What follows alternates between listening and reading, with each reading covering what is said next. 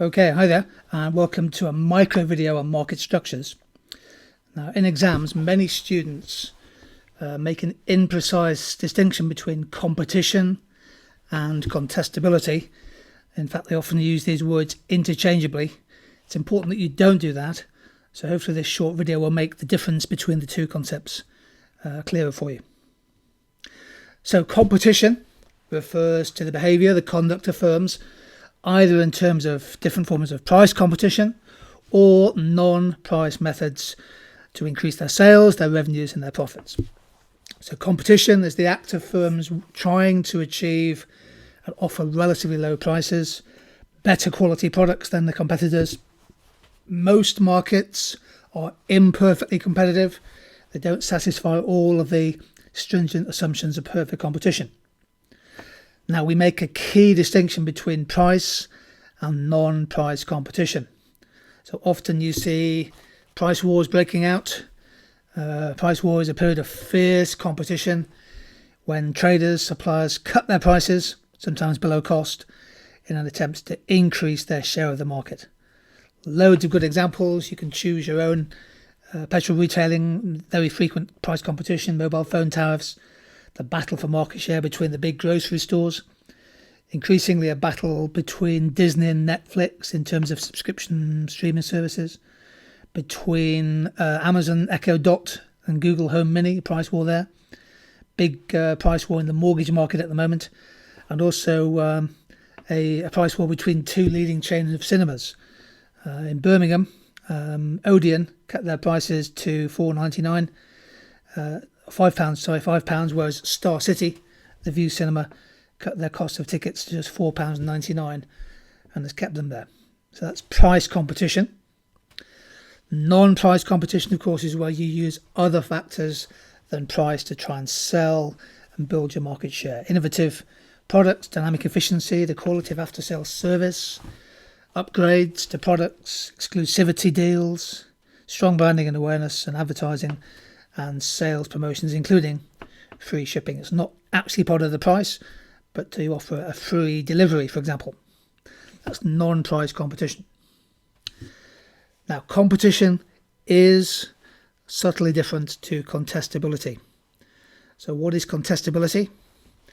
Well, contestability is a situation where the threat or the fear of competition can lead firms to make decisions more like they would under perfect competition, even if, in theory, they might be operating in a monopoly or an oligopoly.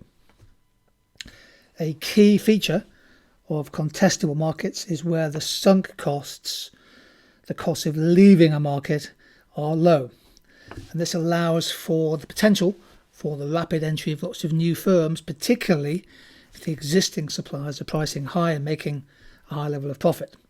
Crucially, it's the fear, the threat, the prospect of new competitors that drives behaviour, price, output, investment, for example, not the actual number of existing, or as we call them, incumbent firms. Loads of examples of contestable markets, most markets becoming more contestable. Remember the key point, the behaviour of businesses in a contestable market is shaped not just by the existing firms and the decisions they make, but by the prospect of new competitors or maybe a new technology affecting the market.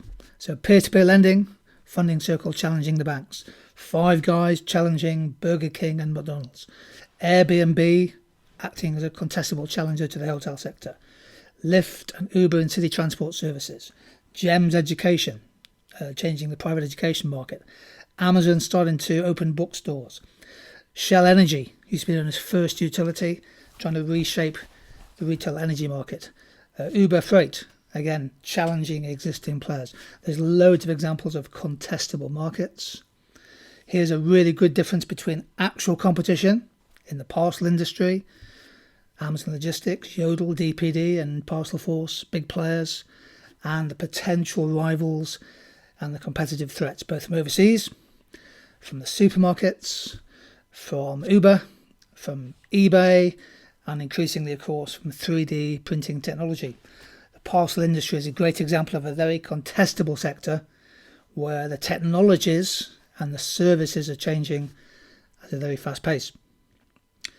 Here are the key conditions for contestability: the low sunk costs, equal access to technology, fairly weak loyalty, high rates of customer switching, relatively low brand loyalty, and generally speaking, low barriers to entry. There needs to be a pool of new businesses who are willing and ready and able to enter the market. So important when you're writing an essay in Theory of the Firm, A-Level Economics, to make a very clear distinction between competition and contestability. Look out for those keywords in your exam questions. Okay, thank you.